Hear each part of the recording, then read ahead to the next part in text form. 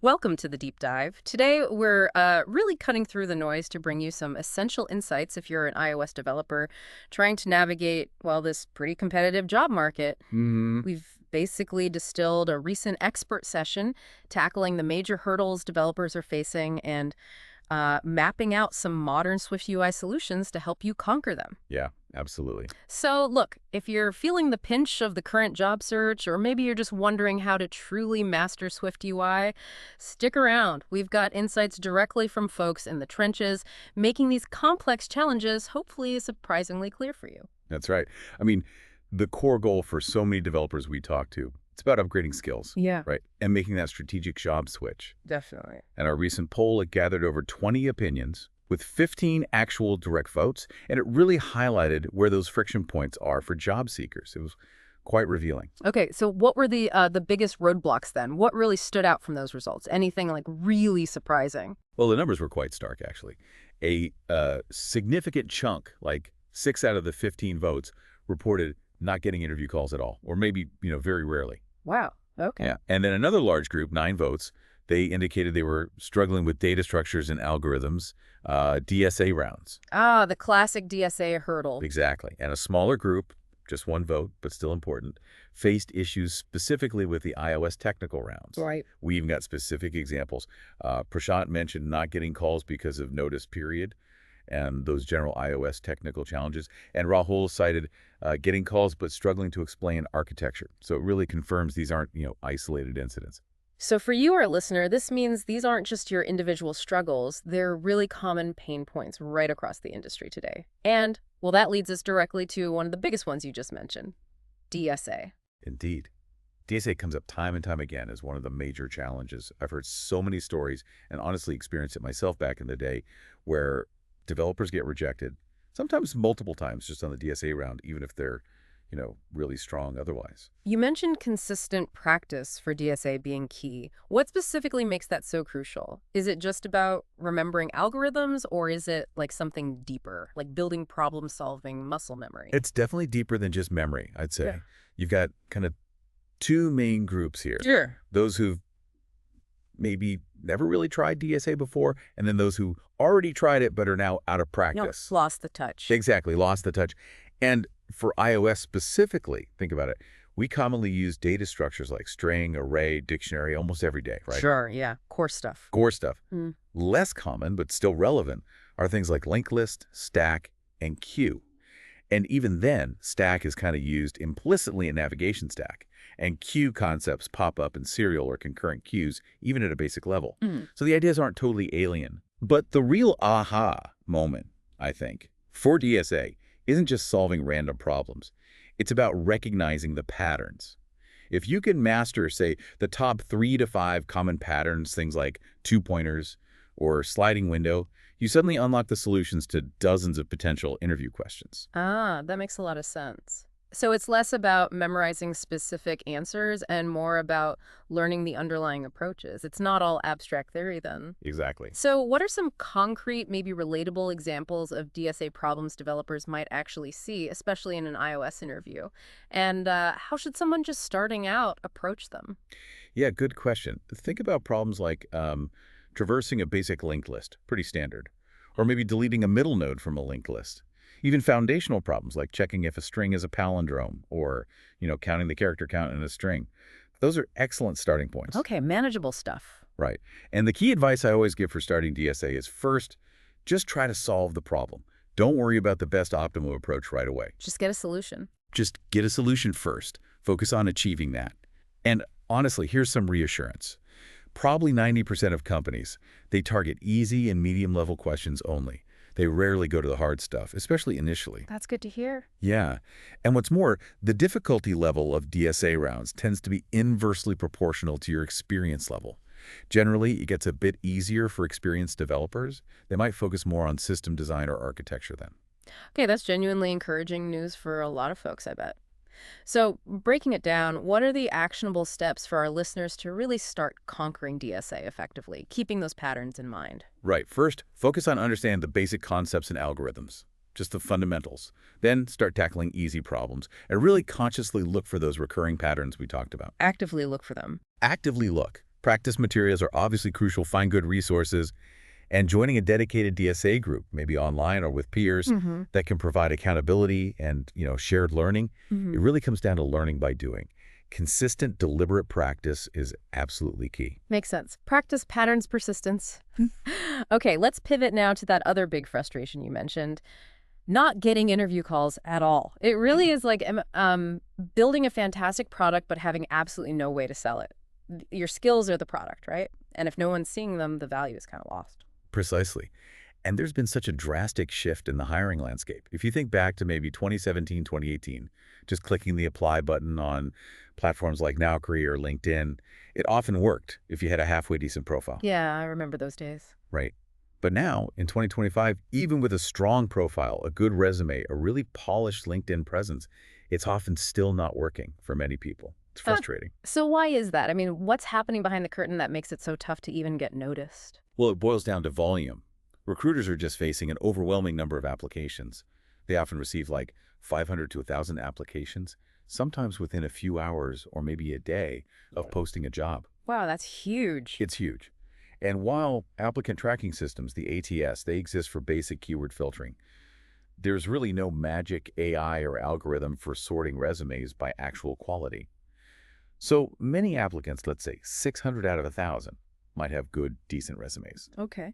But if there are only, say, 2 or 4 openings, recruiters often just pick from the initial 15 to maybe 500 profiles that land in their inbox fluffed, which means hundreds of perfectly good profiles are frankly never even opened. That's sobering. It is. And from my own personal experience over the last 4 or 5 years, I've basically never used the apply button because of this. The focus has shifted entirely to referrals.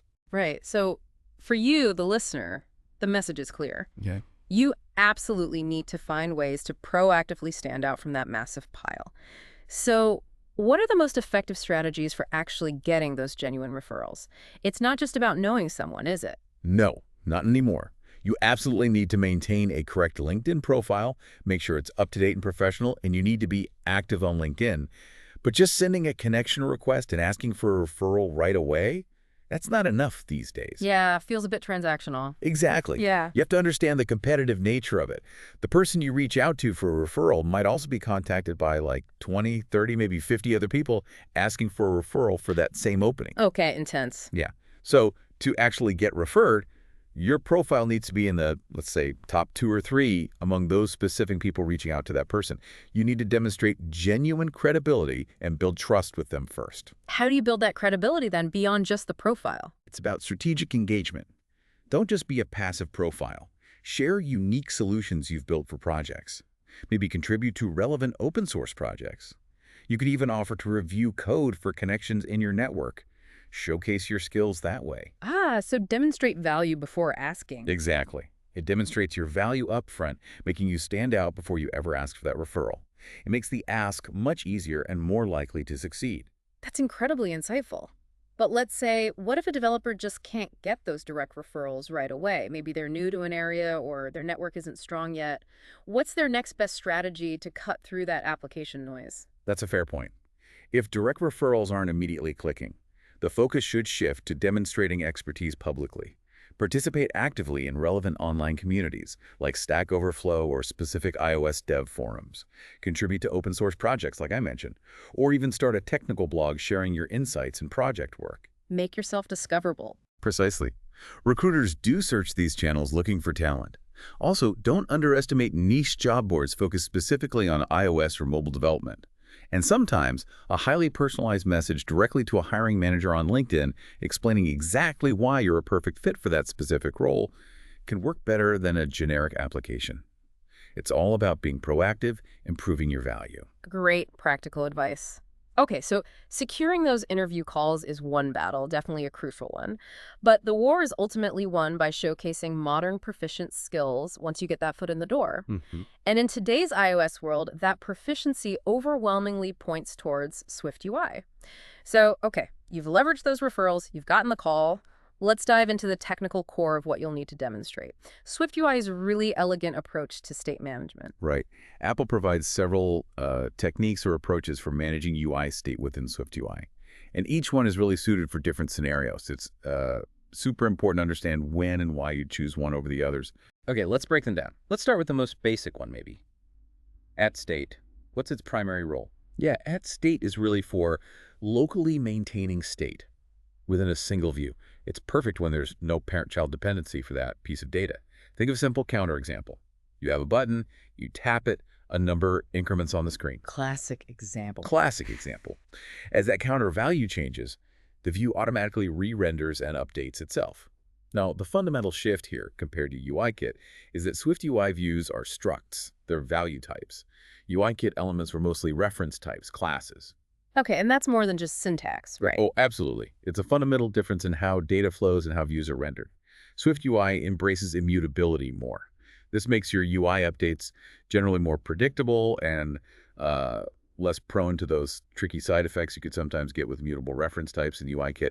That used to be a common headache. Right, chasing down unexpected UI changes. Okay, that's at state for local stuff. What about at binding then? So at binding comes in when you need to pass data and establish a sort of two-way connection between a parent view and a child view property.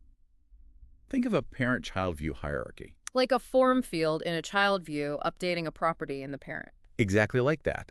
It's essentially a reference to a mutable value held by the parent, allowing the child view to directly modify the parent's state while still maintaining that single source of truth in the parent. Got it. Two-way street. Then there's at observed object. How does that fit in?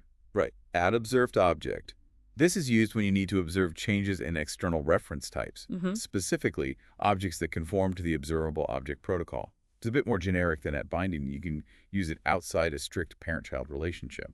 It's very commonly used for view models or data models that are managed externally to the view itself. Okay, so for objects that live outside the view, but the view needs to react to their changes. Precisely. And finally, for the really broad app-wide data we have at environment object, what's the main benefit there, and are there any potential pitfalls people should watch out for? Yeah, an environment object is designed for that whole environment scope or for app-wide accessibility of data. It's kind of similar conceptually to how you might use user defaults for global settings, like light-dark mode in UIKit. Okay. So, for example, maintaining a username after login or that light-dark mode setting across the entire application, you typically inject this object at a high level in your view hierarchy, maybe at the root like your tab navigator or main app struct. And then it becomes magically accessible from any screen deeper within that part of the app without having to explicitly pass it down through every single layer. Super convenient. It is super convenient, but that convenience is also its potential pitfall. While an environment object is fantastic for truly global app-wide data, you need to resist the temptation to just stuff everything in there. Ah, the global state temptation. Exactly. Over-reliance can lead to a kind of messy, tightly coupled code base where it becomes really hard to trace where data is coming from or changing. Often, a well-placed and observed object that you pass down just a few levels provides much cleaner encapsulation for data related to a specific feature or section of your app. It prevents your environment object from becoming this giant monolithic cat's-all bucket.